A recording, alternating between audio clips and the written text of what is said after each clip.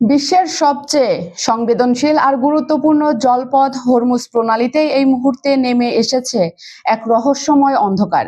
গভীর সমুদ্রে চলাচলকারী শত শত আন্তর্জাতিক বাণিজ্যিক জাহাজ হঠাৎ করেই যেন মিলিয়ে যাচ্ছে মহাশূন্যে। কোনো যান্ত্রিক গোলযোগ নয়, বরং পরাশক্তি ইরানের ভয়ে নিজেদের অস্তিত্ব লুকিয়ে অন্ধকারে পথ চলছে বিশ্বের সবচেয়ে বড় বড় তেলবাহী আর পণ্যবাহী জাহাজগুলো। মার্কিন প্রভাবশালী গণমাধ্যম ওয়াল স্ট্রিট জার্নাল তাদের এক চাঞ্চল্যকর প্রতিবেদনে ফাঁস করেছে এক ভয়ঙ্কর সত্য। মার্কিন বা ইসরায়েলি ড্রোন ক্ষেপণাস্ত্র কিংবা ইরানের রেডার ফাঁকি দিতে জাহাজগুলো তাদের অবস্থান নির্ণয়কারী অটোমেটিক আইডেন্টিফিকেশন সিস্টেম বা AIS সম্পূর্ণ বন্ধ করে দিচ্ছে। সামুদ্রিক খাতের ভাষায় যাকে বলা হচ্ছে গোয়িং ডার্ক বা অন্ধকারে বিলীন হওয়া। কিন্তু কেন বিশ্বের এই ব্যস্ততম জলপথে হঠাৎ এমন হুলস্থুল পড়ে গেল? প্রতিদিন যেখানে 140টি জাহাজ চলতো, সেখানে কেন এখন 10টি জাহাজও চলতে পারছে না? কিভাবে মাত্র 1 বছরের ব্যবধানে পুরো পারস্য উপসাগরের একচ্ছত্র নিয়ন্ত্রণ নিজেদের হাতে তুলে নিল ইরান?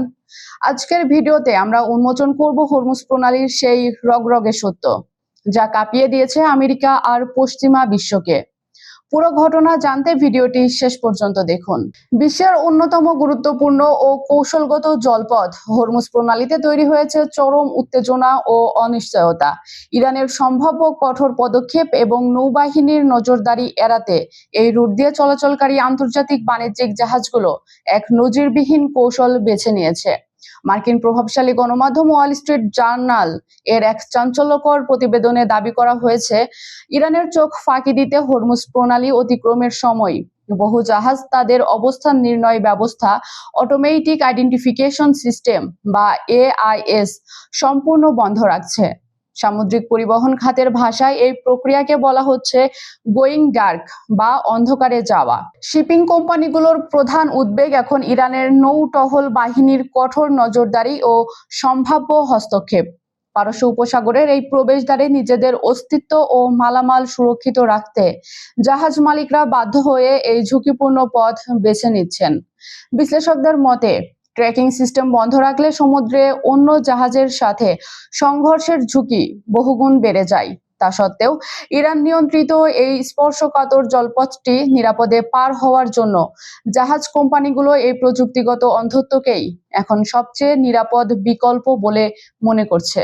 প্রতিবেদনে সামুদ্রিক পর্যবেক্ষণ সংস্থাগুলোর দেওয়া তথ্য অনুযায়ী হরমুজ প্রণালী দিয়ে স্বাভাবিক সময়ে যেখানে প্রতিদিন গড়ে 125 থেকে 140টি জাহাজ যাতায়াত করত, বর্তমান পরিস্থিতিতে তা নাটকীয়ভাবে হ্রাস পেয়েছে। দৈনিক জাহাজ চলাচলের এই সংখ্যা 130টি থেকে নেমে এখন 10টিরও নিচে এসে ঠেকেছে। এর ফলে পারস্য উপসাগরে এক বিশাল অচলাবস্থা তৈরি হয়েছে। বর্তমানে প্রায় 1500টি পণ্যবাহী ও তেলবাহী জাহাজ পারস্য উপসাগরের বিভিন্ন অংশে চরম অনিশ্চয়তার মধ্যে অপেক্ষমান রয়েছে, যা বিশ্ব বাণিজ্য ও জ্বালানি সরবরাহে বড় ধরনের স্থবিরতার আভাস দিচ্ছে। সামুদ্রিক তথ্য ও প্রযুক্তি বিষয়ক বৈশ্বিক প্রতিষ্ঠান পোলস্টার গ্লোবাল এই সংকটের গভীরতা নিয়ে আরো কিছু উদ্বেগজনক উপাত্ত সামনে এনেছে। তাদের পরিসংখ্যান অনুযায়ী গত 5 মার্চ থেকে হরমুজ প্রণালী দিয়ে চলাচলকারী 3396টি জাহাজের মধ্যে অন্তত 231টি জাহাজ আকস্মিকভাবে তাদের অবস্থান সংকেত পাঠানো বন্ধ করে দিয়েছে। শুধু তাই নয়, অনেক জাহাজ ট্র্যাকিং সিস্টেমে সম্পূর্ণ বিভ্রান্তিকর ও ভুয়া তথ্য প্রচারের আশ্রয় নিয়েছে। গবেষকদের মতে এটি কোনো বিচ্ছিন্ন বা কাকতালীয় ঘটনা নয়, বরং অত্যন্ত পরিকল্পিত ও বৃহৎ পরিসরে সমন্বিত একটি প্রক্রিয়া, যেখানে আন্তর্জাতিক জাহাজগুলো সম্মিলিতভাবে নিজেদের প্রকৃত অবস্থান গোপন রাখছে। এই কৌশলের পেছনে থাকা পক্ষগুলো পরিস্থিতির ওপর গভীর ও সুউচ্চ নিয়ন্ত্রণ বজায় রাখছে বলেই মনে করছেন সামুদ্রিক বিশ্লেষকরা। ওয়াল স্ট্রিট জার্নালের প্রতিবেদন অনুযায়ী গত বছরের মার্চ মাস থেকে বিশেষ করে যুক্তরাষ্ট্র ও ইসরায়েলের নানামুখী হামলার প্রেক্ষাপটে ইরান কৌশলগত এই হরমুজ প্রণালীর ওপর তাদের পূর্ণ ও একচ্ছত্র নিয়ন্ত্রণ প্রতিষ্ঠা করেছে। বর্তমানে এই জলপথ দিয়ে চলাচলের ক্ষেত্রে ইরান অত্যন্ত কঠোর নিয়ম নীতি আরোপ করেছে। তেহরানের নির্ধারিত সামুদ্রিক নিয়ম ও আইনি বাধ্যবাধকতা মেনে চলা জাহাজগুলোকে স্বাভাবিকভাবে চলাচলের অনুমতি দেওয়া হলেও যুক্তরাষ্ট্র ও ইসরায়েলের সাথে প্রত্যক্ষ বা পরোক্ষভাবে সংশ্লিষ্ট কোনো জাহাজকে এই রুট ব্যবহারের ক্ষেত্রে সম্পূর্ণ নিষেধাজ্ঞা জারি করা হয়েছে।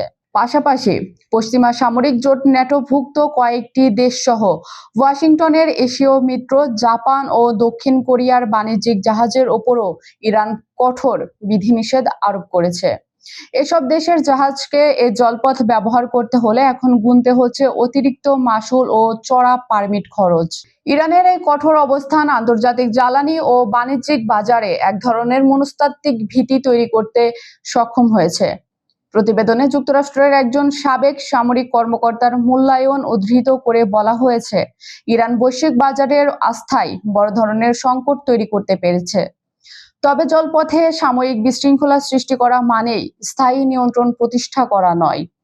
মার্কিন এই কর্মকর্তার মন্তব্যকে বিশ্লেষকরা ইরানের সামরিক ও কৌশলগত প্রতিরোধ ক্ষমতার একটি পরোক্ষ স্বীকৃতি হিসেবেই দেখছেন। হরমুজ প্রণালীর মতো গুরুত্বপূর্ণ অর্থনৈতিক ধমনীতে ইরানের এই কঠোর নজরদারি ও নিয়ন্ত্রণ নিশ্চিতভাবেই আন্তর্জাতিক রাজনীতি এবং বিশ্ব অর্থনীতিতে দীর্ঘমেয়াদী প্রভাব ফেলতে যাচ্ছে। সুতরাং বুঝতেই পারছেন, হরমুজ প্রণালীর এই স্নায়ু যুদ্ধ এখন আর কেবল সামুদ্রিক চলাচলের মধ্যে সীমাবদ্ধ নেই। এটি এখন ওয়াশিংটন আর তেহরানের মধ্যকার এক বিশাল ভূরাজনৈতিক এবং মনস্তাত্ত্বিক লড়াইয়ে পরিণত হয়েছে। ট্র্যাকিং সিস্টেম বন্ধ করে জাহাজগুলোর এই লুকোচুরি খেলা এবং ইরানের কঠোর বিধিনিষেধ সব মিলিয়ে বিশ্ব অর্থনীতি ও জ্বালানি বাজারে এক বড় ধরনের ঝড়ের পূর্বাভাস দিচ্ছে। মার্কিন সামরিক কর্মকর্তারা একে সামরিক বিশৃঙ্খলা বললেও বিশ্লেষকরা স্পষ্ট দেখছেন যে এই অর্থনৈতিক ধমনীতে ইরান এখন একচ্ছত্র অধিপতি, আর এর দীর্ঘমেয়াদী প্রভাব পড়তে যাচ্ছে পুরো রাজনীতির ওপর। প্রিয় দর্শক, আপনাদের কি মনে হয়, ইরানের এই কঠোর নিয়ন্ত্রণ কি আমেরিকার বিশ্বব্যাপী একক আধিপত্যের উপর এক বিরাট ধাক্কা, নাকি এর ফলে বিশ্ব বাণিজ্য এক দীর্ঘমেয়াদী সংকটে পড়তে যাচ্ছে? আপনার মূল্যবান মতামত অবশ্যই কমেন্ট বক্সে লিখে জানান। অনুষ্ঠানটি আপনারা পৃথিবীর কোন প্রান্ত থেকে দেখছেন? Bangladesh, Bharat, Pakistan, America, Europe, Ukraine, Brazil, Argentina, Africa, নাকি সৌদি আরব, কুয়েত, দুবাই সহ মধ্যপ্রাচ্যের যে কোনো দেশ থেকে? যেখানেই থাকুন না কেন, কমেন্টে আপনার দেশের নাম জানাতে ভুলবেন না। আমরা আপনাদের সবার মতামত শুনতে চাই। আন্তর্জাতিক রাজনীতির এমন রগরগে ও গরম খবরের নিয়মিত আপডেট সবার আগে পেতে এখনই আমাদের চ্যানেলটি সাবস্ক্রাইব করুন এবং বেল আইকনটি চেপে রাখুন। আর হ্যাঁ, আমাদের চ্যানেলে বিজ্ঞাপন ও প্রমোশনের জন্য ডেসক্রিপশনে দেওয়া নাম্বারে সরাসরি যোগাযোগ করতে পারেন। আজ এ পর্যন্তই। আমি মিসকাতুল মোমো সুইটি এখানেই বিদায় নিচ্ছি। দেখা হবে পরের ভিডিওতে আন্তর্জাতিক নতুন কোনো হট ইস্যু নিয়ে। সে পর্যন্ত সবাই ভালো থাকুন, সতর্ক থাকুন আর নিরাপদ থাকুন। আল্লাহ হাফেজ।